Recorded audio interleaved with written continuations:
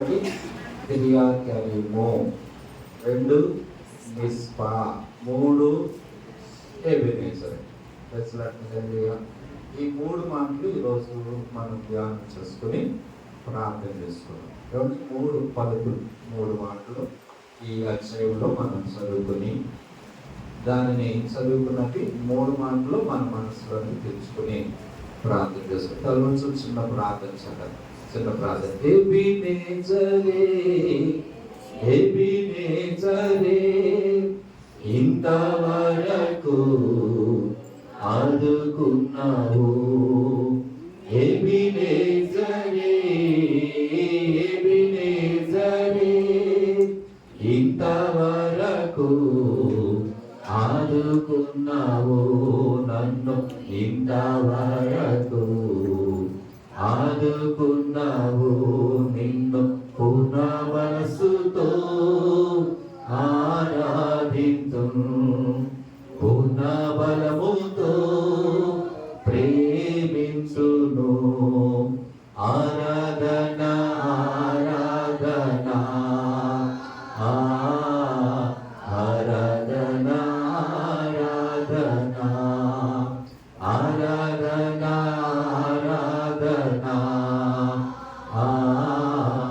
ఆరాధన ఆరాధన. పరిశుద్ధుడా, నీకేడి కనికరమ కలిగిన ప్రభువాని పరిశుద్ధ నామమున స్తోత్రాలు చెల్లిస్తున్నాం. ఈ సమయంలో ప్రభువాని మాటలు తలంచుకుంటుండగా అయ్యా నీ వాక్కు చేత మాతో మాట్లాడి మమ్మల్ని బలపరచుకొని అడుగుతూ ప్రార్థిస్తున్నాం. దేవాని స్తోత్రం అయినా నిండిపోయిన ఎముకలు జీవాన్ని కలిగజేసిన దేవుడు తండ్రి, ఈరోజు బలహీనులుగా నీ దగ్గరకు వచ్చాం. మీరే మమ్మల్ని బలపరచండి.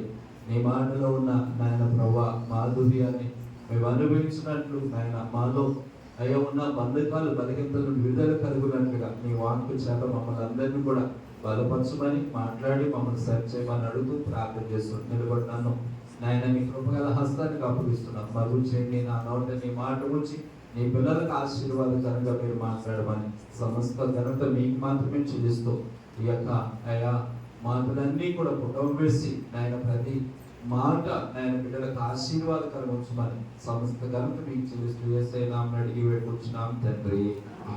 మంచిది. దేవుని బిడ్డలారా, ఈ చదివిన ఈ అధ్యాయంలో 7వ అధ్యాయంలో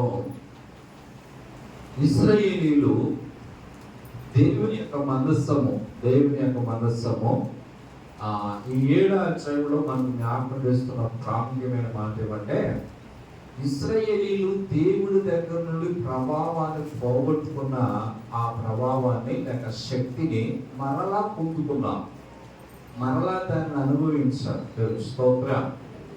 మనకు గడిచిన అంటే జరిగిపోయిన అధ్యాయాల్లో దేవుని యొక్క సన్నిధిని, దేవుని యొక్క ప్రభావాన్ని వారు పోగొట్టుకున్నారు.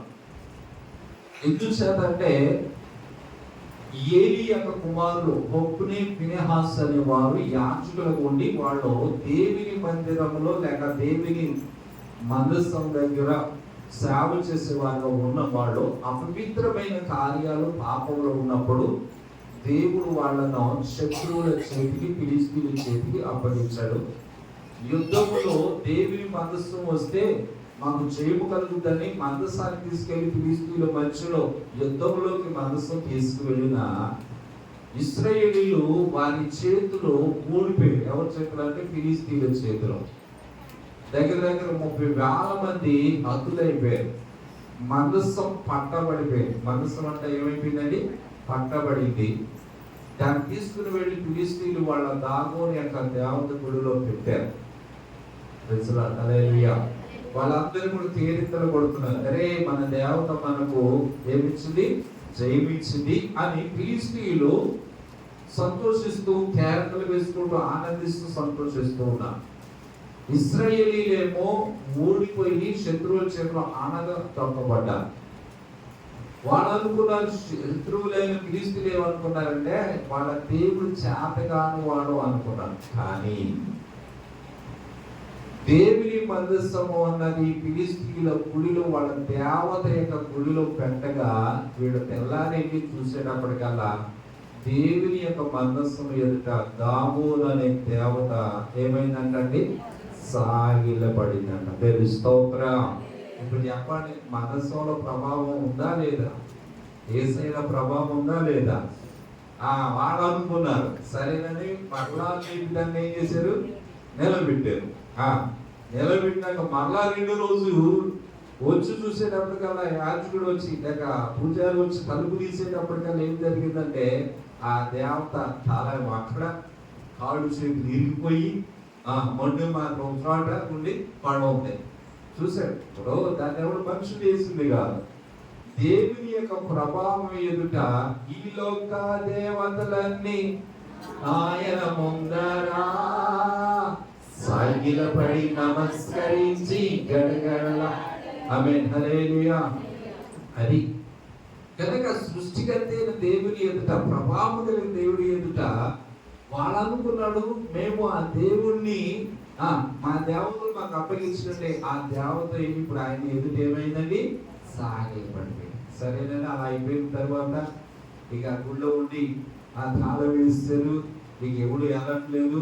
ఇలా జరుగుతూ ఉండగా ఆ ఊరోళ్ళ మీద, దేశం మీద, ఫిలిస్తీన్ దేశం మీద అందరికీ శరీరం అంతా గట్లు వచ్చేసి బాధ కలుగుతుందంట. ఆ బాధకు తట్టుకోలేక ఆకాశం అంటిది అంట వాళ్ళ త్యాగం, వాళ్ళ అరుపులంతా ఎక్కడికి వచ్చేసినాయండి?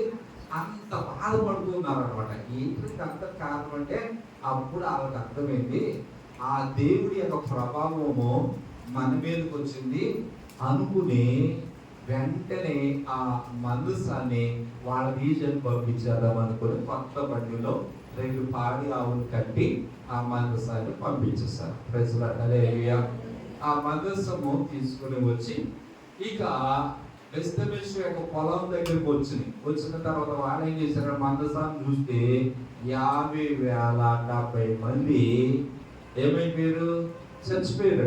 దేనికి? ఈ మందసం అనేది ఒక పెట్టె అనమాట, దాని మీద కరుణ పెట్టి ఉంటుంది. వాళ్ళు ఏం చేశారు? దాన్ని తిరిగి చూశారు. దాన్ని చూసేటప్పటికల్లా ఏమైందంటే చనిపోయారు. ఎంతమంది చనిపోయారు తెలుసా? 50,070 మంది ఏమైపోయారు? ఒక ఊరు ఖాళీ అయిపోయింది. గడగడ మునిగిపోయారు. ఇప్పుడు వరకు అనుకున్నారు దేవుని ప్రభావం లేదు అనుకున్నారు. ఉందా లేదా దాంట్లో? ఆమేన్ హల్లెలూయా. అలాగ భయపడిపోయి ఏం చేద్దాం అని ఆ మందసాన్ని లేక ఆ దేవుని సన్నిధిని అక్కడ కొండ ప్రదేశానికి తీసుకుని వెళ్ళి అబీనాదాబు ఇంటి దగ్గర పెట్టారు. కిర్యతయీము అనే ప్రాంతంలో అబీనాదాబు ఇంటి దగ్గర దానిని ఉంచారు. అక్కడ ఎన్ని సంవత్సరాలు ఉందంట మందసము? 20 సంవత్సరాలు. స్తోత్రం చెప్పండి హల్లెలూయా. 20 సంవత్సరాలు ఉంది. ఇక్కడ మీకు మంచి మాట ఒకటి జ్ఞాపకం చేస్తున్నాను. 20 సంవత్సరాలు ఎవరింట్లో ఉందో అంటే అబీనాదాబు ఇంటిలో దేవుని యొక్క మందసము అక్కడ ఉన్నది. కానీ వాళ్ళు ఏమి ఆశీర్వాదాన్ని అనుభవించాల, ఏ దీవెన అనుభవించాల. కానీ దేవుని మాటలు ఏముందో తెలుసా? 3 నెలలంట ఒబేదేదేవి ఇంట్లో దేవుని మనస్సు ఉందంట. దేవుని స్తోత్రం చెప్పండి హల్లెలూయా. ఎన్ని నెలలండి? 3 నెలలు. దావీదు తీసుకెళ్తా అక్కడ చిన్న సంఘం జరిగితే 4 రోజులు మీ ఇంట్లో ఉంచుతానేసి 3 నెలలు ఆ ఇంటికాడ ఉంచేటప్పుడు కదా 3వ నెల కల్లా వాళ్ళంట గొప్ప కోటీశ్వరులు అయిపోయి, గొప్ప ఆస్తి కలిగిన, గొప్ప దీవెనలు వచ్చేసినాయి. వాక్యంలో రాయబడిన మాట ఏంటంటే 3 నెలలకి. దేవుని స్తోత్రం. చదివిన మాట ఒకటి పరిశుద్ధ గ్రంథములో ఉంది. సమూయేలు 2వ గ్రంథము 6వ అధ్యాయము 10వ వచనం. యెహోవా మందసము దావీదు పురములోనికి హిత్తీయుడగు అచ్చట ఉంచెను. యెహోవా మందసము ఏంటండి? 3 నెలలు ఉండగా యెహోవా ఒబేదెదోమును అతని ఇంటి వారందరినీ ఆశీర్వదించను. దేవుని స్తోత్రం చెప్పండి హల్లెలూయా. హల్లెలూయా. హల్లెలూయా. ఒక మాట గుర్తు చేసుకోండి, 20 సంవత్సరాలు ఉన్నవాడు ఏం మేలు పొందల. 20 సంవత్సరాలు ఉన్నవాడు ఏ దీవెన అనుభవించలా. 20 సంవత్సరాలు దేవుని మనసు ఆ ఇంట్లో ఉంది కానీ ఏమి అనుభవించలా. 3 నెలల్లో ఉన్న ఇల్లు అంతా ఏమైందండి? ఒబేదేదోమును తన ఇంటి వారందరినీ తన కలిగిన సొత్తంతటిని కూడా ఆశీర్వదించాలని వాక్యంలో రాయబడింది. స్తోత్రం. అతని చేతి పనులు ఆశీర్వాదం ఉంది. వాళ్ళ పిల్లలు దీవించబడ్డారు, వాళ్ళ కుటుంబం దీవించబడింది, వాళ్ళ యొక్క సమస్తము కూడా దేవుడు ఏం చేసింటే ఆశీర్వదించాడు. 3 నెలలకే అంత ఆశీర్వాదం వస్తే 20 సంవత్సరాలు ఎంత దీవెన పొందాలి? ఆమేన్. హల్లెలూయా. ఈ రోజు ఆలోచించేది, ఈ కిర్యతయీములో ఉన్న అబీనాదాబు ఇంటిలో 20 సంవత్సరాలు దేవుని మనస్సు ఉంది. 20 సంవత్సరాలు దేవుని మనస్సు ఉన్న ఆ ఇల్లు, ఆ ఇంటి వారు దీవించబడలేదు. ఎందుకో తెలుసా? దేవునిగా ఘనపరచగా, దేవునికి చెల్లించవలసిన మహిమ, దేవునికి చెల్లించవలసిన ఘనత, దేవుడు అంటే భయము, భక్తి, ఒక పరిశుద్ధమైన జీవితం మనకు కలిగి దేవుని దగ్గర దీవెనలు ఆశీర్వాదాలు అనుభవించాలని ఆలోచన అక్కడ ఏదో దేవుడు. ఈ రోజు చాలా మంది మందిరంలో 2 రకాలైన వారు ఉంటారు. ఒకరు కొద్ది కాలంలో దేవుడి దగ్గరికి వచ్చినా దీవించబడుతున్నారు, ఆశీర్వదించబడుతున్నారు, ప్రార్థనలో ఆత్మీయతలో ఎదుగుతూ ఉన్నారు. కొన్ని సంవత్సరాల నుండి మందిరంలో ఉంటాం కానీ, కొన్ని సంవత్సరాల నుండి ఆరాధనకు వస్తారు కానీ, కొన్ని సంవత్సరాల నుండి ప్రభు దగ్గరికి వస్తున్నారు కానీ ఏ మేలు ఏ ఆశీర్వాదాలు అనుభవించలేకపోతున్నారు కొంతమంది. హల్లెలూయా. కారణం ఏంటో తెలుసా? వాళ్ళని ఆశ్రయించి 3 నెలలు ఆశ్రయించిన అదే మనసు కదా, అదే దేవుడి కదా. 20 సంవత్సరాలు ఎందుకు ఆశీర్వదించబడలేదంటే వాళ్ళలో ఉన్న వాళ్ళ ఆధ్యాత్మిక జీవితాన్ని బట్టి, వారి ఆత్మీయ నడవడికను బట్టి, వారి యొక్క ప్రవర్తనను బట్టి, వారిలో ఉన్న ఆధ్యాత్మికమైన దేవుని యందు భయభక్తులు కలిగిన జీవితాన్ని బట్టి దేవుడు వాళ్ళని ఆశీర్వదిస్తారు. వీళ్ళకి అది లేదనుకోండి, దేవుడిగా కనపరిచినప్పుడు నువ్వు మందిరం కోసం వెళ్ళిపోతున్నావు కానీ మేలు అనుభవించరా. ఆమేన్. హల్లెలూయా. కానీ 3 నెలల్లోనే ఒక వ్యక్తి దీవించబడతాం, వారి కుటుంబం దీవించబడతాం, వారి పిల్లలు దీవించబడతాం. బైబిల్ గ్రంథంలో మనం చదువుతాం. కాబట్టి ఈ రోజు ఏ గుంపులో మనం ఉంటున్నాము, ఏ జాతి వారిగా ఉంటున్నామో గ్రహించాలి. దేవుని దీవెన మనం ఎందుకు పొందుకోలేకపోతున్నాం అంటే, కొందరు దీవించిన దేవుడు కొందరిని ఎందుకు దీవించాల, కొందరు అభివృద్ధి పరిచిన దేవుడు కొందరు ఎందుకు అభివృద్ధి రావట్లేదు, కొందరికి మేలు అనుభవిస్తున్నారు, కొందరు ఎందుకు అనుభవించట్లేదండి? లోపం దేవుళ్ళో కాదు. హల్లెలూయా. లోపం దేవుళ్ళో లేదు, లోపం మనసులో లేదు, కానీ ఉన్నదంతా మనలోనే ఉంటుంది. అక్కడ ఉన్న వ్యక్తిత్వంలో ఉంది, అక్కడ ఉన్న దేవుని బిడ్డల్లో ఉన్నది, అక్కడ ఉన్న ఆ మనసు దగ్గర పరిచారం చేసే వారిలో ఉన్నది, కానీ దేవుడిలో కాదు అని దేవుని స్తోత్రం. ఈరోజు ప్రభు బిడ్డలుగా మన మందిరంలోకి వచ్చి మనము కూడా, ఒకవేళ నీవు ఇప్పుడు వరకు మన జీవితంలో కూడా ఏ ప్రభావాన్ని అనుభవించలేని జీవితంలో ఉంటే, ఈ రోజైనా మన జీవితాల్లో ఒక పరివర్తన మనలోకి రావాలని ఈ వాక్యాలు మనం జ్ఞాపకం చేస్తున్నాయి. దేవుని స్తోత్రం. ఆమేన్. హల్లెలూయా. ఇక్కడ 20 సంవత్సరాల కిర్యతయీములో అబీనాదాబు ఇంటి దగ్గర మనస్సు ఉంది. ఎన్ని సంవత్సరాలు ఉందండి? ఈ 20 సంవత్సరాల మనస్సు ఉంది. కానీ ఇశ్రాయేలీయులకు ఏం కలగట్లేదంటే, క్షేమ కలగట్లేదు. శత్రువులు వస్తున్నారు, వీళ్ళని బాధ పెడుతూ ఉన్నారు. శత్రువులు వస్తున్నారు, వీళ్ళ మీద జయము కలిగి వీళ్ళని ఇబ్బందులు పెడుతున్నారు. శత్రువులు వస్తున్నారు, వీళ్ళ పంటలు దోచుకుంటున్నారు. శత్రువులు వస్తున్నారు, వీళ్ళని అన్నం కొట్టేస్తున్నారు. ఏమి అర్థం కావట్లేదు. చాలా ఇరుకులో ఉన్నారు, చాలా ఇబ్బందులు ఉన్నారు. ఆ సమయంలో దైవజనుడైన సమూయేలు దేవుని సేవకుడు వచ్చాడు.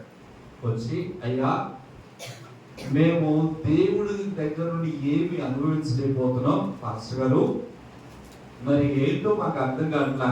శత్రువులు మమ్మల్ని అనకొడుతున్నారయ్యా, మేము ఇబ్బందులో ఉన్నామయ్యా, మేము కష్టాల్లో ఉన్నామయ్యా, మేము చాలా బాధలో ఉన్నామయ్యా అని చెప్తే, అప్పుడు ఆయన ఒక మాట చెప్పాడు. అయ్యా ఇశ్రాయేలీయులారా, దేవుడు గొప్ప దేవుడు.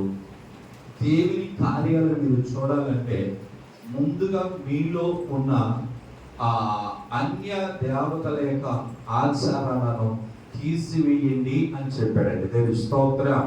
ఇది ఈ మొదటి 4 వచనాల యొక్క సారాంశం. దేవుని స్తోత్రం చెప్పండి. హల్లెలూయా. ఇక్కడ మనకు నేర్పించే పాఠం ఏమంటే, వీళ్ళు దేవుడి బిడ్డలే, దేవుని మనసు వారి మధ్య ఉంది, దేవుడు ఉన్నాడు, కానీ దానితో పాటు వాళ్ళు ఏం చేశారంటే అస్రోతు అనే దేవతలను చూడండి, ఆ మాటలు చూడండి. 3వ వచనం చదివారు కదా.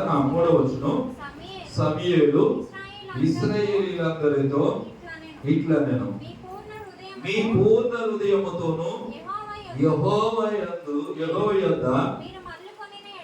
యొద్దకు మీరు మళ్ళుకొనిన యెడల, చూడండి, అన్య దేవతల వలన అష్టారోతు దేవతలను మీ మధ్య నుండి తీసివేసి పట్టుదల కలిగి యెహోవా తట్టు మీ హృదయములను త్రిప్పి ఆయన సేవించు.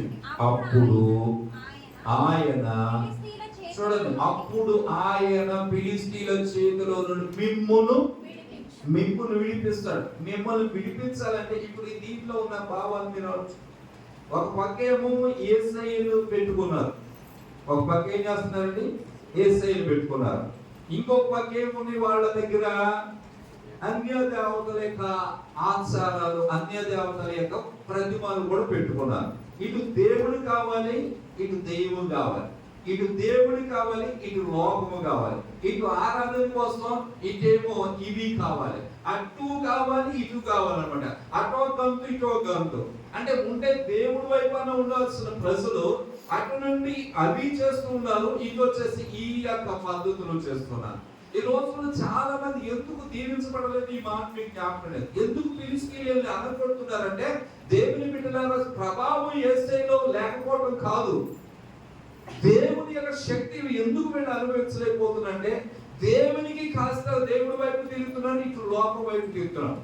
మనము దేవుడి దగ్గరికి వచ్చిన ఒకటే జ్ఞాపకం చేసుకోండి, వాటిని విడిచిపెట్టినాక పరిపూర్ణంగా దేవుడిలో ఎవడైతే ఉంటాడో వాడి జీవితాన్ని నిశ్చయముగా దేవుడు ఆశీర్వదిస్తాడు. స్తోత్రం, ఆమేన్, హల్లెలూయా. ఇది మనం జ్ఞాపకం చేసుకోవాలి. కానీ మన జీవితాలలో ఈ ఇశ్రాయేలు ఏముందంటే అటు లోకము కావాలి, ఇటు దేవుడు కావాలి. ఈ రోజు సంఘాలలో కూడా అదే, ఇటు దేవుడు నమ్ముకున్నావు, పాపాలు మానలేవు, దేవుడు నమ్ముకున్నావు, రక్షణ పొందావు, బాప్తిసం తీసుకున్నావు, ఇంకా చెడు పనులు మానవు, చెడు క్రియలు మానవు, లంచం మానడు, మోసం మానడు, ఆ పాత స్వభావం పోదు, ఆ పాత బుద్ధులు పోవు, పాత గుణాలు పోవు, ఆ యొక్క మోసకరమైన జీవితాలు పోవు, అపవిత్రమైన కార్యాలు పోవు, అపవిత్రమైన జీవితం జీవిస్తూనే దేవుని దగ్గరికి వస్తూ ఉన్నా మన జీవితంలో ఈ ఆశీర్వాదాన్ని మనం అనుభవించలేము.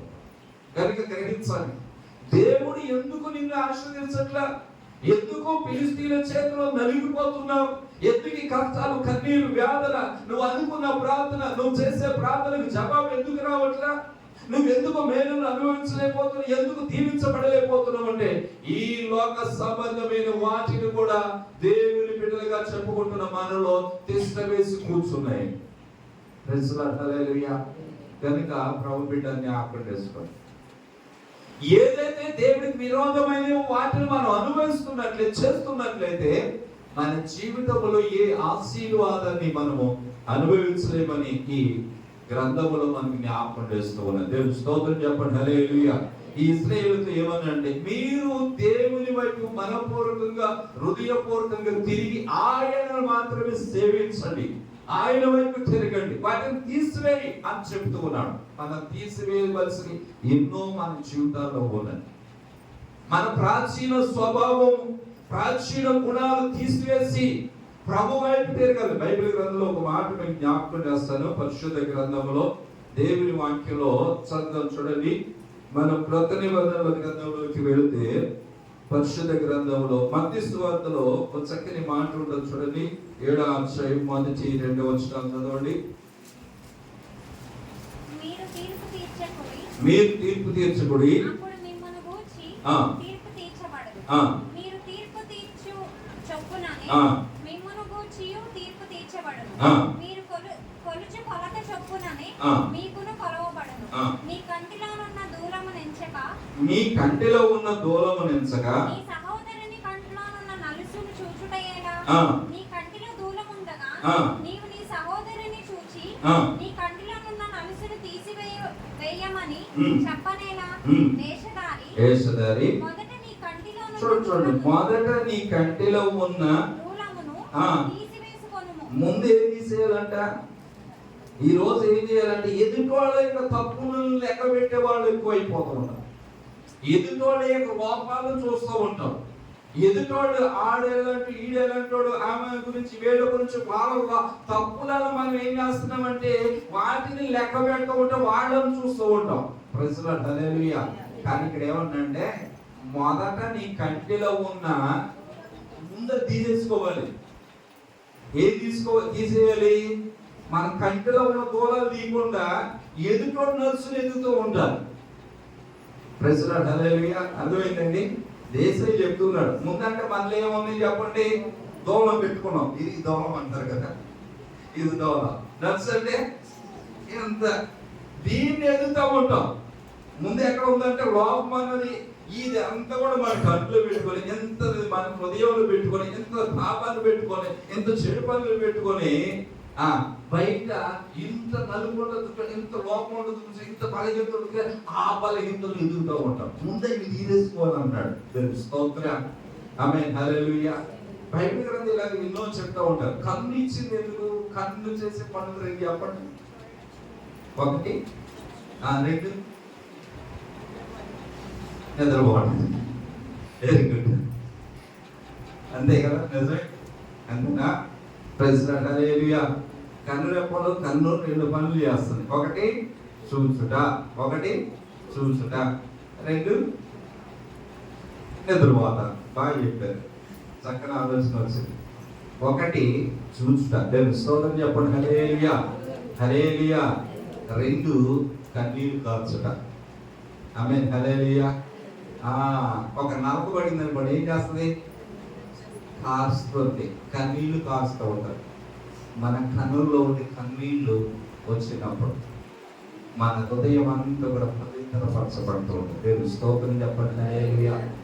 కాబట్టి చూస్తున్నాం. ఏం చూస్తున్నాం? దావీదు భక్తుడు అంటాడు కదా, వ్యర్థమైన వాటిని నా కన్నులతో చూడకుండా నన్ను తిప్పివేయి అన్నాడు. స్తోత్రం. కాబట్టి ప్రభు బిడ్డ జ్ఞాపకం చేసుకోండి. ఏమంటే ఎదుటి వాళ్ళ యొక్క లోపాలను చూస్తానికి కాదు దేవుడు, ఎదుటి వాళ్ళ యొక్క తప్పులు కాదు మనం చూడగలిగింది. నువ్వేం చేయాలో తెలుసా?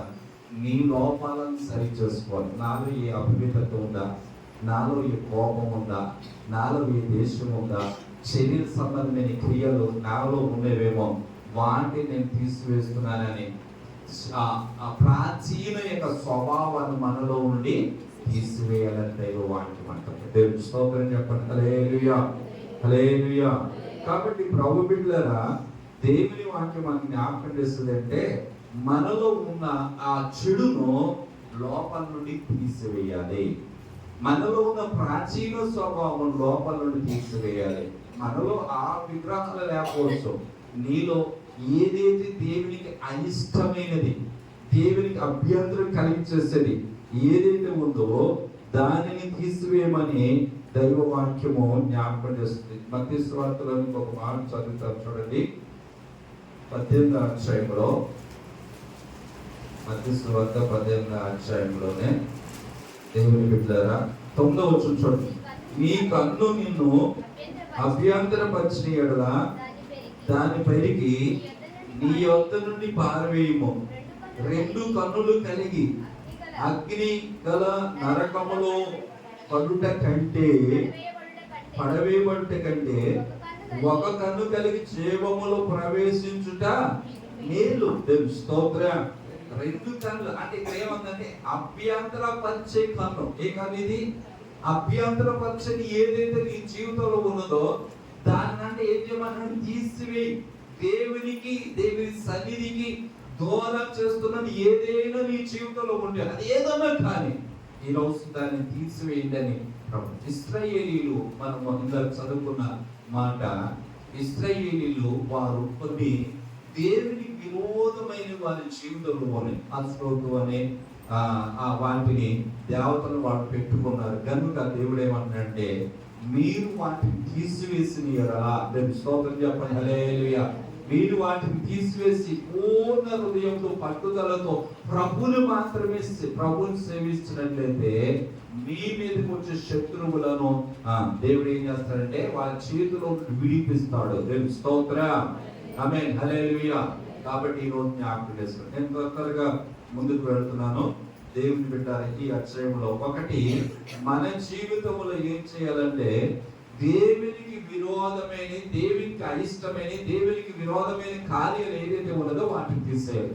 రెండు తలంపుల మీద, రెండు ఆలోచనల మీద ఉండకూడదు. ఇటు దేవుని పెట్టుకుని ఇది లోకాన్ని పెట్టుకుని జీవించినట్లయితే ఏ ఆశీర్వాదాన్ని మనం ఏం చేయలేమంటే పొందలేము అన్నది మొదటి మాట. దేవుని స్తోత్రం. ఇది కిర్యతయరీములో జరిగిన సందర్భం. వాళ్ళు ఎలా ఉన్నారంటే ఇటేమో దేవుడు ఉన్నారు, ఇటేమో లోకం ఉంది. అంటే దీన్ని ఏమంటారంటే నామకార్థ క్రైస్తవ్యము. చెప్పండి, ఏ క్రైస్తవం అండి? నామక అంటారు, చేస్తారా? అటువంటి వారు అంటే నామకం, ఏదో వస్తున్నాము, ఏదో చేస్తున్నాము, గుడికి వెళ్ళాలి అంతే. వీళ్ళలో ఏ విధమైన ఆశ ఉండదు, ఆసక్తి ఉండదు, దేవుడి కార్యాల కొరకు శ్రద్ధ ఉండదు, దేవుని శక్తిని పొందాలన్న ఆలోచన ఉండదు. నామకార్థముగా దేవుడు రేగిపోల్చే వారి జీవితంలో ఏమీ అనుభవించలేదు. వాళ్ళని శత్రువు ఏం చేస్తారంటే ఇంకా నల్లకొడుతూ ఉంటారు. గుడికి వెళ్ళట్లేదుగా, వెళ్ళట్లేదంటే వెళ్తున్నాం, ప్రార్థనకి వెళ్తలేదంటే వెళుతున్నాం, దేవుడు లేదా అంటే ఉన్నాడు, బైబిల్ లేదా నీ ఇంట్లో ఉంటది. కానీ ఏం చేయాలంటే ప్రభుని స్తుతించరు, ప్రభుని ఆరాధించరు, ప్రభుకి ఎవరు స్థానం ఎవరు, ప్రభుని గణపరచరు. అటువంటి వారు, వాళ్ళలో ఉన్న కోపాలు పోవు, ద్వేషాలు పోవు, అసూయలు పోవు, క్షమించలేని మనసు, ఇవన్నీ పోవు. ఇటువంటి గుణాలు పోకుండా వస్తువు వెళ్ళిపోతుంది. ఎలా వచ్చినా అలా వెళ్ళిపోయే వారి జీవితంలో ఏమి కూడా జరగదు. ఇది మొదటి మాట. దేవుని స్తోత్రం చెప్పండి, హల్లెలూయా. అయితే దానిని ఏం చేయాలంటే మనము తీసివేయాలి. అటువంటి వాళ్ళు చూడండి, అక్కడ ఆఖరి ఇది 7వ అధ్యాయము, సమూయేలు 7 గ్రంథం, మొదటి గ్రంథం 7వ అధ్యాయం 4వ వచనం ఆఖరిలో చూడండి, తీసివేసి యెహోవాను మాత్రమే సేవించారు. దేవుని స్తోత్రం. ఈ మాట ఏమంటే వారు ఇవన్నీ కూడా ప్రత్యేకించారు, తీసివేశారు. ఇప్పుడు వారు ఉంచారు, అపవాది అనుకుంటాడు. ఇప్పుడు వారు ఉంచుకున్నారు, దీవెన లేదు. ఇప్పుడు వారు ఉంచుకున్నారు, వాటిని తీసివేశారు. చెప్పండి, ఒకటి ఏం చేశారండి? తీసివేశారు. ఈ రోజు మీ జీవితంలో కూడా తీసివేయడానికి గురించి చాలా ఉన్నాయి, కానీ నేను ఇప్పుడు జ్ఞాపకం చేయట్లేదు. మనకు దేవుడికి విరోధమైంది ఏదైనా ఉంటే దాన్ని తీసేసుకోవాలి. ఇది మొదటి మాట. దేవుని స్తోత్రం. ఇక 6వ వచనంలోకి వెళ్దాం. 6వ వచనంలోకి వెళ్దాం. సమూయేలు అన్నాడు, మీరందరూ కూడా మిస్పాకు వచ్చండి అని పిలిచాడు. పిలవగానే వాళ్ళందరూ మిస్పాలో కూడుకొని నీళ్లు చేరి, మిస్పా అనగా గోపురము, కావలి వాని గోపురము అని అర్థం. ఆ పేరుకి అర్థం, మిస్పా అనే పేరుకి అర్థం ఏంటంటే కావలి వాని గోపురము అని అర్థం. స్తోత్రం చెప్పండి, హల్లెలూయా, హల్లెలూయా. చూడండి, కావలి వాడు శత్రువులు వస్తుండడానికి ఏం చేస్తారంటే ఒక ప్రాకారం మీద ఒక గోపురం కడతారన్నమాట. దాని మీద నుండి ఎవడైనా రాకుండా, లేకపోతే ఎవడొస్తున్నాడని కనిపెట్టి ఎదురు చూస్తూ ఉంటారు, కనిపెడుతూ ఉంటారు అనమాట. ఓపికతో కనిపెట్టి ఎదురు చూస్తూ ఉంటాడు అనమాట. అంతా కూడా గాలిస్తూ ఉంటాడు, చూస్తూ ఉంటాడు అంటే కన్నులతో. అలాగనే దేవుని పిల్లలమైన మనము కూడా దేవుని దగ్గర నుండి దీవెన కొరకు, దేవుని దగ్గర నుండి ఆశీర్వాదాల కొరకు, మన మీదకి ఏమైనా కీడు వస్తుందా, లేకపోతే ఏమైనా దీవెనలు వస్తున్నాయా, వాటిని అనుభవించడానికంట ప్రభు వైపు కనిపెట్టి చూడాలి అని వాక్యం తెలియజేస్తుంది. హబక్కూకు గ్రంథం 2వ అధ్యాయం 1వ వచనంలో ఇలా రాయబడింది. హబక్కూకు గ్రంథం 2వ అధ్యాయం 1వ వచనంలో ఒక చక్కని మాట రాయబడింది. చదువుతాం చూడండి, పరిశుద్ధ గ్రంథంలో హబక్కూకు గ్రంథము. కావలి వారంట ఏం చేస్తారు, అక్కడ రాయబడిన మాట ప్రభువు తెలియజేస్తున్నారు. 2వ అధ్యాయం 1వ వచనం, ఆయన నాకు ఏమి సెలవిచ్చును, నా వాదం విషయమై నేనేమి చెప్పుదునో చూచుటకై కావలి స్థలం మీదను గోపురం మీదను కనిపెట్టుకొని యుందును. నేను స్తోత్రం చెప్పండి, హల్లెలూయా. ఏం చేస్తాడో ఆయన? నేను చాలా ప్రశ్నలు ప్రభు దగ్గర తీసుకొచ్చా, చాలా విషయాల్లో దేవుని దగ్గర అడగటానికి వచ్చా, చాలా కష్టాలతో దేవుని దగ్గరకు వచ్చి నా సమస్యలకు ఏంటి పరిష్కారం అని దేవుని పాదాల దగ్గర నేను అడగటానికి కావాలి వాని వలె నేను ఎదురు చూస్తుంటే ఏం చెప్తాడు, ఏం సహాయం చేస్తాడు, ఏం ఇస్తాడు అని ఎదురు చూస్తుంటే 3వ వచనంలో దేవుడు చక్కని అమూల్యమైన మాట ఇచ్చాడు. యెహోవా నాకు ఇలా సెలవిచ్చెను, దానిపైన రెండవ ఆ వచనం. దర్శన విషయము ఆ. నిర్ణయ కాలమున జరుగును. దర్శనము నిర్ణయ కాలమున జరుగును, సమాప్తమగుటకై ఆతురపడుచున్నది. ఆ. అది ఉమ్. తప్పక నెరవేరును. ఉమ్. అది ఆలస్యముగా వచ్చినను అది ఆలస్యముగా వచ్చునను, దాని కొరకు కనిపెట్టుము, అది తప్పక జరుగును. దేవుని స్తోత్రం చెప్పండి. హల్లెలూయా. ఆలస్యముగా వచ్చిన ఒకవేళ ఏమో ఆలస్యం అవుతుందా, తప్ప కనిపెట్టు, జరగబోతుంది అంటే కావలి వాడు గోపురం మీద నుండి కనిపెట్టినట్లుగా ప్రభు సహాయం కొరకు, ప్రభు దీవెన కొరకు, ప్రభు ఆశీర్వాదం కొరకు, ప్రభు దగ్గర నుండి వచ్చే మేలు కొరకు కొంచెం ఆలస్యమైన నువ్వు కనిపెట్టే ప్రార్థన జీవితం కలిగి ఉండాలని కావలి వాడు మనకు నేర్పిస్తూ ఉన్నాడు. నేను స్తోత్రం చెప్తాను. హల్లెలూయా. మిష్పా అనగా కావలి వారి యొక్క గోపురం. ఇక్కడ ఇశ్రాయేలీలు అందరూ వచ్చి ఏం చేశారంటే, ఇశ్రాయేలీలు అందరిని కూడా ఈ పాస్టర్ గారు ఎవరు సమూయేలు గారు పిలిచాడు అనమాట. పిలిచాడు, ఇదిగో మనం మిస్పాలో కూడుకుందాం రండి అనగానే వాళ్ళందరూ కలిసి ఎక్కడికి వచ్చారంటే ఈ కావలి గోపురం దగ్గరికి వచ్చారు. గోపురం అనేది మనకు ప్రార్థనా జీవితానికి గుర్తు. నేను స్తోత్రం. ఈ గోపురం దగ్గరికి వచ్చి ఏం చేస్తున్నారంటే వాళ్ళందరూ కూడా నీళ్లు చేది, హల్లెలూయా, ఏం చేస్తున్నారండి? నీళ్లు చేది యెహోవా సన్నిధిని కుమ్మరించి. నేను స్తోత్రం చెప్పండి. హల్లెలూయా, హల్లెలూయా. మందిరములోనికి వచ్చాం, కావలి వాడి యొక్క గోపురం దగ్గరికి వచ్చాం, అనగా సన్నిధిలోనికి వచ్చిన నీవు, ప్రభు దగ్గరికి వచ్చిన మనము నీళ్లు, వాళ్ళేమో నీళ్లు చేరిపోసారు. ఈ రోజు కన్నీళ్లతో ప్రభు పాదాలు తడపాలి. నేను స్తోత్రం. ఆమేన్, హల్లెలూయా. నీళ్లు కుమ్మరించినట్లుగా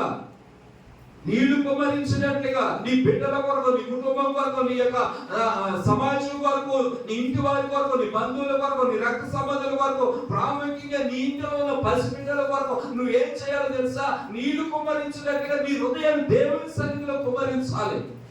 ఎందుకు?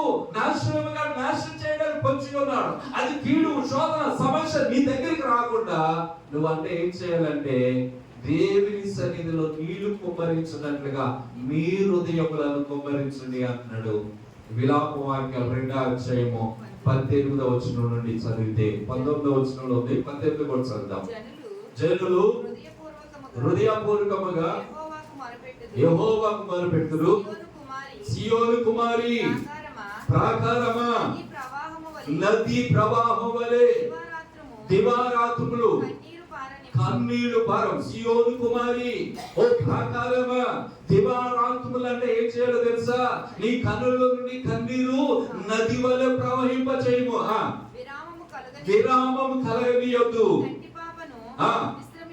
నీ కంటి పాపను విశ్రమింపనీయొద్దు. నీవు లేచి రేయి మొదటి జామున మొరపెట్టుము.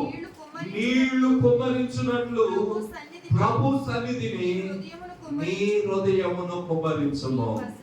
నీ పసిపిల్లల ప్రాణము కొరకు నీ చేతులను ఆయన తట్టు ఎత్తుము. స్తోత్రం చెప్పండి. హల్లెలూయా, హల్లెలూయా. ప్రతి వీధి మొగలలో ఆకలి కొని వారు మోర్చిల్లుచున్నారంట. ప్రైజ్ లార్డ్, హల్లెలూయా. అందుకు మొదలు పెట్టాలి, అందుకు ప్రార్థన చేయాలి, అందుకు దేవుని సన్నిధిలో మొదలు పెట్టాలని ఈ వాక్యం మనకి జ్ఞాపకం. ఎలాగంట?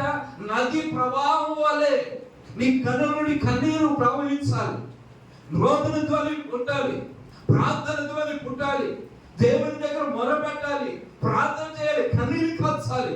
స్తోత్రం. నీ హృదయంలో నుండి ఒక నీళ్లు అనేవి ఎలాగైతే కుమ్మరిస్తామో, ఒక పాత్రలో ఎలా కుమ్మరిస్తామో అలాగ దేవుని సన్నిధిలోనంట దేవుని పాదాల దగ్గర నీళ్లు కుమ్మరించినట్టుగా నీ హృదయాన్ని కుమ్మరించమని దేవుని వాక్యం. స్తోత్రం. వాళ్ళు ఏం చేశారంటే నీళ్లు చేదిపోసారు. ఈ రోజు నీ దగ్గర నుండి ఒక కన్నీళ్ళైనా ఉన్నదా? ఒక పశ్చాత్తాపం, ఒక మాట జ్ఞాపకం చేయి. దేవుని బిడ్డలారా, నువ్వు కాల్చే ప్రతి కన్నీరు వ్యర్థము కాదని బైబిల్ గ్రంథంలో రాయబడింది. స్తోత్రం. ఆమేన్, హల్లెలూయా. ప్రభు పిల్లలకి ఎవరైతే లోక సంబంధమైన దుఃఖము, ఒకవేళ అది మరణం కలిగేస్తుంది, కానీ దైవ చిత్తానుసారమైన దుఃఖముతో, దైవ చిత్తానుసారమైన హృదయముతో దేవుని పాదాల దగ్గరకు వచ్చి కన్నీళ్లు కారుస్తూ ఉంటారు చూసావా, ప్రార్థన చేస్తూ ఉంటారు చూసారా, ప్రభు దగ్గర మొదలుపెట్టి ఆ కన్నీళ్లు కారుస్తుంటారే, ఆ ప్రార్థనలో దేవుడు తన గ్రంథములో లెక్కించుకుంటాడు. స్తోత్రం. ఆయన గుడ్డులో దాచుకుంటాడు, ఆయన గుడ్డులో దాచుకుంటాడు. కనుక లేచి నువ్వేం చేయాలంటే, రేయి మొదటి జామున ప్రభు పాదాల దగ్గర మొరపెట్టము అంటాడు. దేవుని స్తోత్రం. నీ సమస్య కొరకు మొదలుపెట్టు, నీ ఇబ్బంది కొరకు మొదలుపెట్టు. ప్రభు దగ్గరకు వచ్చి నీ పాత రోగ బ్రతుకును కుమ్మరించి, ప్రభువా ఇదిగో ఈ పాప బతుకు నుండి తొలగించని పశ్చాత్తాపంతో దేవుడి దగ్గర ఎవరైతే ప్రార్థన చేస్తారో, దేవుని స్తోత్రం. ఆమేన్, హల్లెలూయా. మన జీవితాల ఆశీర్వాదాలు చూపుతూ ఉంటాయండి. ఆశీర్వాదాలు వస్తాయి ఎక్కడి నుండి అంటే దేవుని యొక్క సన్నిధి నుండి. ఎప్పుడో తెలుసా, ప్రార్థించగలిగినప్పుడు. దేవుని స్తోత్రం.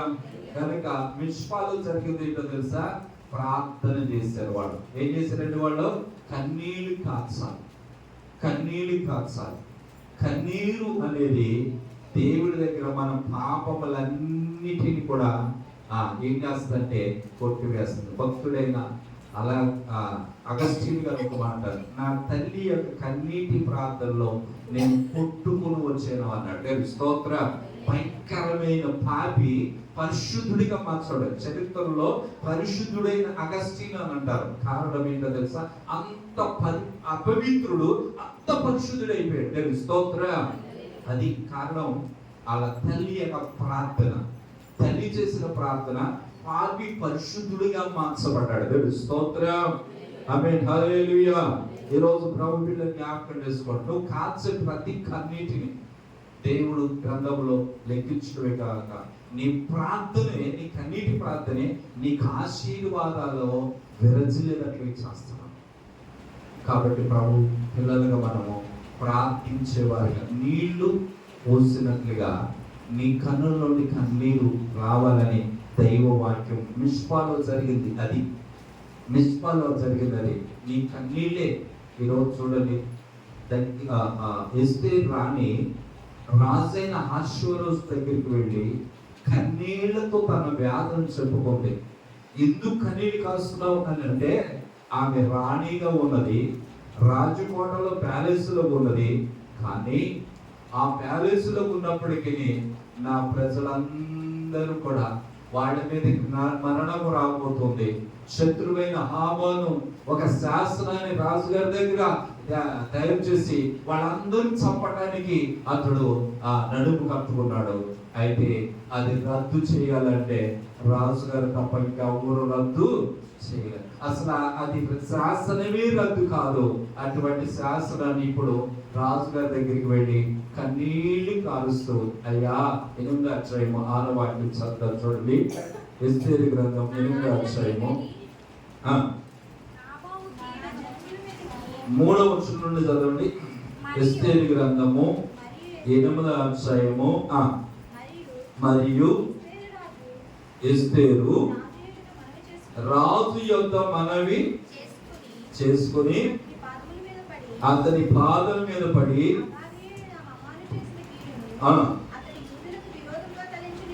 యూదులకు విరోధముగా తలంచిన యోచనను వ్యర్థపరచుమని కన్నీళ్లతో వేడుకొనగా. స్తోత్రం చెప్పండి. హల్లెలూయా, హల్లెలూయా. కన్నీళ్లతో వేడుకొనగా. 6వ వచనము చదువుతాం చూడండి. 6వ వచనం. 7వ వచనంలో 8వ వచనం చదవండి. సమయం అంత లేదు కనుక నాకు చదువు. అయితే రాజు పేరుక రాయబడిన రాజు ఉంగరంతో ముద్రించబడిన తాకీదు ఏ మానవుడు, దేవుని స్తోత్రం చెప్పండి. హల్లెలూయా. ఏ మానవుడు మార్చగలడు? ఏ మానవుడు ఆ రాజు ఒకరోజు వేయబడిన తాకీదులో మార్చగలిగినప్పుడు ఏ మనుషుడు, ఏ మానవుడు చేయలేడు. కానీ ఒక కన్నీళ్లు ప్రార్థన చేయగలిగింది. దేవుని స్తోత్రం చెప్పండి. హల్లెలూయా, హల్లెలూయా. శాసనాన్ని తలకిందులు చేయగలిగిన మనుషుడు అవ్వడం లేదు. ఏ రాజ్యాంగం చేయలేని పనిని ఒక కన్నీళ్లు చేయగలదు. ఇది ఈ మాటలో ఉన్న భావం. ఒక నువ్వు దేవుని బిడ్డగా నువ్వు కన్నీళ్లు కార్చి పశ్చాత్తాపంతో దేవుని దాన్ని పట్టుకోగలిగితే, దేవుని దగ్గర మొదలుపెట్టగలిగితే, రాజ్యాలు చేయలేనిది, ప్రభుత్వాలు చేయలేనిది, మనుషులు చేయలేనిది, అధికారాలు చేయలేనిది, ఎవరు చేయలేని కార్యాన్ని నీ ప్రార్థన ద్వారా జరిగించగలవు. దేవుని స్తోత్రం. ఆమేన్, హల్లెలూయా. అందుకనే ఇది మనుషుల వల్ల అసాధ్యం. మనుషుడు ఎవడు చేయించాడు అంటున్నాడు కదా, మనుషుడు ఎవడు లేక ఏ మానవుడు రద్దు లేక ఏ మానవుడు దాన్ని మార్చ చాలడు. కాగా నీకు ఇష్టమైనట్లు మీరు రాజునైన నా పేరిట రాయించి దేవుని స్తోత్రం చెప్పండి. హల్లెలూయా. పాత శాసనాన్ని ఇప్పుడు ఎవడు మార్చలేడు. కానీ నువ్వు కాల్చిన కన్నీళ్లు, నువ్వు చేసిన ప్రార్థన ఇప్పుడు ఏం చేస్తుందో తెలుసా? మార్చేస్తున్నాను. దేవుని స్తోత్రం. మనుషుడు మార్చలేడు, కన్నీళ్లు మార్చలేడు, పశ్చాత్తాపం మార్చింది. ప్రభు దగ్గర చేసిన ప్రార్థన రాజ్యాంగాన్నే మార్చేసింది. దేవుని స్తోత్రం. ఆమేన్, హల్లెలూయా. అంటే ఎంత విలువ ఉన్నదో మీరు జ్ఞాపకం చేసుకోండి. ప్రభు సన్నిధానంలోకి వచ్చి ప్రార్థించే వారి జీవితాలు ఎంత కార్యాలు జరుగుతున్నాయో ఇక్కడ ఈ వాక్యం మనకు జ్ఞాపకం చేస్తుంది. కనుక కన్నీళ్లు కార్చే హృదయం, ఆ కన్నుల నుండి కన్నీళ్లు ఉనికి ఆ కన్నులు నీకు ఉన్నట్లయితే నీ సమస్యలన్నీ కొట్టుకెళ్ళిపోతాయి. డాక్టర్ దగ్గరికి వెళ్తే కిడ్నీలో రాళ్ళు వచ్చింది అంట. కిడ్నీలో అప్పుడే కిడ్నీలో రాళ్ళు వస్తే ఏం చేయమన్నారు డాక్టర్ గారు? నీళ్లు ఏం చేయాలి? నీళ్లు తాగండి, రాళ్ళు. దేవుని స్తోత్రం చెప్పండి. హల్లెలూయా. ఈ నీళ్ళు రాళ్ళు రాకుండా ఉండాలంటే నీళ్లు ఎక్కువ తాగమని. బైబిల్ ఏం చెప్తుందంటే నీళ్లకు రాళ్ళు పెరుగుతాయి. చదువుదాం. యోబు గ్రంథము 14వ అధ్యాయము, యోబు గ్రంథం 14వ అధ్యాయము 19వ వాక్యం. జలము రాళ్లను, దేవుని స్తోత్రం చెప్పండి. హల్లెలూయా. జలము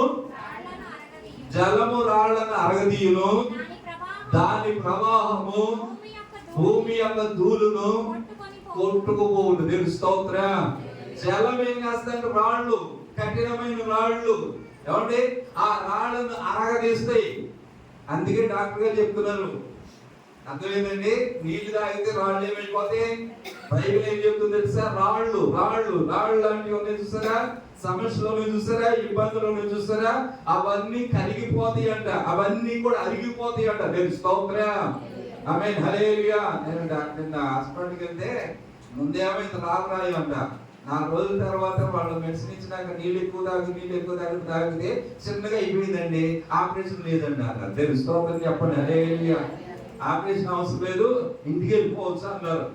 3 రోజుల ముందు ఏమో ఆపరేషన్ చేయాలి, 3 రోజులు నేను అబ్జర్వేషన్ పెడుతున్నాను అన్నారు. నీళ్ళు ఎక్కువ తాగుతుంటే ఏమైపోయినాయి? చిన్నగా అయిపోయినాయి, అరిగిపోయింది. దేవుని స్తోత్రం. నీళ్లు రాళ్ళని ఏం చేస్తున్నాయి? కరగజేస్తాయి. దేవుని స్తోత్రం. దాని ప్రభావం అంట ధూళిని ఏం చేస్తుందంట? భూమి మీద ధూళి కొట్టిగా నీలో ఉన్న, నాలో ఉన్న, మనలో ఉన్న ధూళి, మనలో ఉన్న పాపం, మనలో ఉన్న అపవిత్ర, మనలో ఉన్న చెడుతన ధూళి కొట్టుకెళ్ళేదండి చేస్తుంది. దేవుని స్తోత్రం. ఈ రోజు ప్రభు దగ్గర నువ్వు కాచే కన్నీరు, నిజంగా మీరు కానీ కన్నీళ్లతో ప్రార్థన చేసి ఈ స్థలంలో నువ్వు దేవుని దగ్గర అడగగలిగితే, ప్రార్థన చేయగలిగితే మీ హృదయమే తేలికైపోతుంది. దేవుని స్తోత్రం. ఆమేన్, హల్లెలూయా. దేవుని బిడ్డ జ్ఞాపకం చేసి అలాగన మిస్పాలో వాళ్ళందరూ నీళ్లు చేది, ప్రజలు హల్లెలూయా, నీళ్లు చేది వాళ్ళు పారబోయిస్తున్నారు, దేవుని సన్నిధిలో పోస్తూ ఉన్నారు. అంతేకాదు తమ పాపములంట ఒప్పుకున్నారు. చెప్పండి, తమ పాపాలు ఏం చేశారండి? ఒప్పుకున్నారు. స్తోత్రం. ఇక 3వ సందర్భంలోకి వచ్చేస్తాం. దేవుని బిడ్డ ఒకటి, కిరియత్యరీములో వాళ్ళు దేవుడి దగ్గర తమ యొక్క అపవిత్రతను విడిచిపెట్టేశారు. దేవుని స్తోత్రం. తన చెడు కార్యాలను తీసివేశారు, ప్రత్యేకించబడ్డారు, ప్రభుని సేవించడానికి తాము అప్పగించుకున్నారు. దేవుని స్తోత్రం. రెండవది, మిష్పాలోనికి వచ్చిన తర్వాత దేవుని సన్నిధిలో తమ పాపములన్నిటినీ ఏం చేశారండి? ఒప్పుకున్నారు, కన్నీళ్లు కార్చారు, ప్రభు కార్యం కొరకు ఎదురు చూస్తూ ఉన్నారు. అయినను ఇంకా కార్యం జరగలేదు. దేవుని స్తోత్రం. అప్పుడు సమీర్ ఏం చేశారంటే ఈ ఫిలిస్తీన్లు వేళ్ళ మీదకి వచ్చేసారు. అక్కడ కూడుకున్నారని, అక్కడ ఉన్నారని వేళ్ళ మీదకి వచ్చేసారు. వచ్చేటప్పటికల్లా సమీర్ ఏం చేశారంటే కంగారు పడకండి అని ఒక గొర్రె పిల్లను తీసుకొచ్చి, పాలు విడువని గొర్రె పిల్లను తీసుకొచ్చి, అంటే పాపము తెలియనిది, స్తోత్ర, అపవిత్రత లేనిది, కల్మషం లేని ఒక గొర్రె పిల్లను తీసుకుని వచ్చి దానిని బలిపీఠం మీద పెట్టి, ఆమేన్ హల్లెలూయా, బలిపీఠం మీద పెట్టి దాని అవయవాలన్నిటిని కూడా ఎక్కడికక్కడే చీల్చేసి బలిపీఠం మీద దానిని దహన బలిగా అర్పించాడు. స్తోత్రం, హల్లెలూయా, హల్లెలూయా. దహన బలిగా గొర్రె పిల్లను అర్పించారు. అర్పిస్తుండగా దానిని ఎప్పుడైతే అర్పిస్తున్నారో ఫిలిస్తీయులంట అర్పిస్తున్నప్పుడు ఇశ్రాయేలీల మీదకి యుద్ధానికి వచ్చారు. ఆమేన్ హల్లెలూయా. దేవుడు ఏం చేశాడంటే ఈ ప్రార్థన అంగీకరించాడు. ఆ మాట చదవండి. సమూయేలు పాలు విడువని ఒక గొర్రె పిల్లను తెచ్చి యెహోవాకు సర్వాంగ బలిగా అర్పించాడు. ఇశ్రాయేలీల పక్షమున యెహోవాను ప్రార్థన చేయగా యెహోవా అతని ప్రార్థన అంగీకరించెను. సమూయేలు దహన బలి అర్పించుచుండగా మాట్లాడలేదు కదా, దహన బలి అర్పించుచుండగా ఫిలిస్తీయులు యుద్ధం చేయడానికి ఇశ్రాయేలు మీదకి వచ్చారు. యెహోవా ఆ దినమున ఫిలిస్తీయుల మీద ఉరుములు ఉరిమించి వారిని తారుమారు చేశాను. స్తోత్రం. వారు ఇశ్రాయేలీయుల చేత ఏమైపోయారో తెలుసా? ఓడిపోయారు. ఆమేన్ హల్లెలూయా, హల్లెలూయా, హల్లెలూయా, హల్లెలూయా, ఆమేన్ హల్లెలూయా. చూడండి, ఇక్కడ ప్రార్థన ఆలకించాడండి దేవుడు. స్తోత్రం. ప్రార్థన ఇప్పుడు ఎప్పుడు ప్రార్థన ఆలకించబడింది? ఎప్పుడు ప్రార్థన ఆలకించబడిందో మీకు అర్థం చేసుకోండి. ఒకటి, వారి మధ్యలో ఉన్న అపవిత్రతను ఏం చేశారు? తీసివేశారు. రెండు, దేవుని సన్నిధానం తమ హృదయాలను కుమ్మరించారు, కన్నీళ్లు కార్చాడు. మూడోది ఏం చేశారంటే దహన బలిగా ఒక గొర్రె పిల్లను దానిని అంతటిని కూడా వధించారు. స్తోత్రం. గొర్రె పిల్ల బలి అర్పణ గుర్తు అనమాట. అనగా సిలువలో మన కొరకు కొట్టబడిన యేసయ్య సిలువ కార్యాలు గుర్తు. ఎప్పుడైతే అది చేశారో వెంటనే దేవుడు ఆ ప్రార్థన ఆలకించాడు. స్తోత్రం. ఇలా అర్పిస్తూ ఉండగానే శత్రువులు వచ్చారు, వారిని దేవుడు తారుమారు చేశాడట. ఆమేన్ హల్లెలూయా. అంటే ఇక్కడ ప్రార్థన చేస్తున్నారు, ఇక్కడ ప్రభుకి తమను తాము అప్పగించుకుంటున్నారు, దేవుని దగ్గర సర్వాంగ బలి అర్పణ చేస్తూ ఉండగా ప్రతి అవయవాన్ని దేవుడికి సమర్పిస్తూ ఉన్నారు. స్తోత్రం. ఆమేన్ హల్లెలూయా. సర్వాంగ సుందరా సద్గుణ శేఖరా, సర్వాంగ సుందరా సద్గుణ శేఖరా, యేసయ్యా సియోనులో చూచెగా పరవశించి పాడుచు పరవళ్ళు తోకెగా, పరవశించి పాడుచు పరవళ్ళు తోకెగా. ఆమేన్ హల్లెలూయా. ప్రతి అవయవాన్ని దేవుడి దగ్గర అప్పగించాడు. ఆమేన్ హల్లెలూయా. ఈ రోజు దేవుని దగ్గరికి వచ్చిన మనం ప్రతి అవయవంలో దేవుని కార్యానికి, దేవుని పని కొరకు నీవు సమర్పించుకున్నప్పుడు ప్రభు ఏం చేస్తాడంటే నీ ప్రార్థన దేవుని సన్నిధికి అంగీకారం ఉంటుంది. స్తోత్రం. శత్రువులను నీ మీదకి వచ్చే వారు నాశనం చేయడానికి నీ మీదకి వస్తారు చూసారా, వారు తారుమారు చేస్తారు. స్తోత్రం. ఆమేన్ హల్లెలూయా. అంటే నీలో ఎప్పుడైతే దేవుని కొరకు నిన్ను నీవు అప్పగించుకుంటావో, దేవుని కొరకు నిన్ను నీవు ఎప్పుడైతే త్యాగం చేసుకుంటావో, దేవునికి నిన్ను నీవు సర్వంగా హోమముగా దేవునికి అర్పణ చేసి బూడిదైపోతావో, మనలో ఉన్న ప్రతి అవయవాన్ని ప్రభుకి అప్పగిస్తావు. అప్పుడే ఆత్మ కార్యం జరుగుతుంది. స్తోత్రం. ఇది చేశాడండి. వెంటనే దేవుడు ఏం చేశాడు? ఉరుములు మెరుపులు మెండుగా చేసి అపవాదికి ఉరుములు మెరుపులు మెండుగా చేశాడంట. అపవాదికి ఏం చేశాడండి? శత్రువేమో ఓడిపోయారు, ఇశ్రాయేలీయులకు జయం వచ్చింది. దేవుని స్తోత్రం. అప్పుడు దానికి పేరు పెట్టారేమంటే, ఇంతవరకు యెహోవా మనలను కాపాడాడు, సహాయం చేశాడని ఎబెనేజరే. దేవుని స్తోత్రం. ఆమేన్. హల్లెలూయా, హల్లెలూయా. 14 వచ్చిన ఒకటి చదివి ప్రార్థన చేద్దాం ముగింపులో. మరియు ఫిలిష్తీయులు ఇశ్రాయేలీయుల యొద్ద నుండి మరలా ఏమైపోయినాయండి? పోగొట్టుకున్న ఆశీర్వాదం, పోగొట్టుకున్న పట్టణాలు, ఏడేమో ఇది వారికి ఏడు అన్ని తీసుకెళ్లిపోయారు.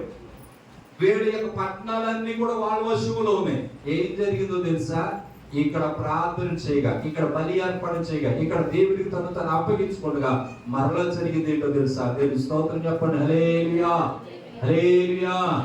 దేవుడి కార్యము పోగొట్టుకున్న ప్రతి ఆశీర్వాదాన్ని మరలా ఇశ్రాయేలుకి ఇచ్చేసాడు. దేవుడి స్తోత్రం. వారి పట్టణాలు, వారి గ్రామాలు, వారి పొలాలు, ఆమేన్, హల్లెలూయా, ఎవరు తీసేశారు? ఫిలిష్తీయులు తీసుకెళ్లి అన్ని మళ్ళీ ఏం చేసినాయి? అది దేవుడి స్తోత్రం. నీ ప్రార్థనలో, నీ అర్పణలో, నీ సమర్పణలో దేవుడి కొరకు నిన్ను నీవు అప్పగించుకుంటే దేవుడు ఏం చేస్తాడు తెలుసా? శత్రువులను ఓడిస్తాడు. అంతేకాదు, ఇప్పుడు వరకు పోగొట్టుకున్న ఆశీర్వాదం, ఇప్పుడు వరకు మన మీద తొలగిపోయిన దీవెనలు, ఇప్పుడు వరకు ఏ శత్రువు మీద నీకు రావాల్సిన దీవెనలు అడ్డగించాడో, నీకు వచ్చే మేలులను, నీకు ఇచ్చే దీవెనలన్నిటిని కూడా తీసుకుని వెళ్ళిపోయాడో, వాటన్నిటిని కూడా మరలా తీసుకుని దేవుడు నీకు అనుగ్రహిస్తాడు. దేవుని స్తోత్రం. ఆమేన్, హల్లెలూయా. అయితే మనం చేయాల్సిన ఈ 3 పనులు మనం చేయగలిగితే, ఈ 3 ఆశీర్వాదకరమైన జీవితాల్లోకి మనం రాగలిగితే, ఇటువంటి దీవెన ఆశీర్వాదాలు ఆనాడు ఇశ్రాయేలీయులకే కాదు, ఈ రోజు నీకును నాకును మనకు అనుగ్రహిస్తాడు. వాళ్ళు చేసినట్టుగా, ఒకటి, మనలో దేవునికి అయిష్టమైన పని తీసివేయాలి. దేవుడి కోపాన్ని కలిగజేసేది మనలో ఉండి తొలగించుకోవాలి. ఒకటి. 2, దేవుడి దగ్గర మనల్ని మనం ఏం చేయాలంటే కన్నీళ్లతో దేవుడిని అడుక్కోవాలి, పశ్చాత్తాపడాలి, హృదయాన్ని దేవుడి దగ్గర కుమ్మరించాలి. 3వది ఏం చేయాలంటే మన అవయవాలను దేవుడికి సమర్పించాలి. సర్వాంగ హోమముగా ఆ గొర్రె పైన ఎలాగైతే బలి అర్పణ మీద పెట్టారో, నీ కొరకు నా కొరకు బలి అయిపోయిన యేసయ్యలాగా మన జీవితాలను సమర్పించుకొని ఒక సమర్పణలోనికి నువ్వు రాగలిగితే నీ పట్ల దేవుడు అద్భుతమైన కార్యం చేసి ఇశ్రాయేలుకు పోగొట్టుకున్న ప్రతి ఆశీర్వాదాన్ని, దీవెనను మరలించినట్లుగా నీకును నాకును ప్రభు అనుగ్రహించి నడిపిస్తున్నట్టు కృప దేవాది దేవుడు మనకు అనుగ్రహించినట్లుగా చిన్న ప్రార్థన చేసుకుందాం. చిన్న ప్రార్థన చేసుకుందాం. ప్రార్థించాలి అందరూ. యేసయ్యా, యేసయ్యా, యేసయ్యా. 2 నిమిషాలు ఈ స్థలంలో ఉండి వెళ్లే ముందుగా ఈ రోజు దేవుని కృపను బట్టి విన్న వాళ్ళు పలుకులను తలపోసుకొచ్చు. అయ్యా, ఈ రోజు నీ పాదాల దగ్గరికి వచ్చారు. నీకు వ్యతిరేకమైన జ్ఞానం, నీకు వ్యతిరేకమైన కార్యాలు, నీకు అయిష్టమైన గుణము నాలో తీసివేయాలి నాయన. అయ్యా, నీ దగ్గర ఒప్పుకుంటున్నాను నాయన. నేను ఏడిపించడానికి నేను ఉన్నాను ప్రభా.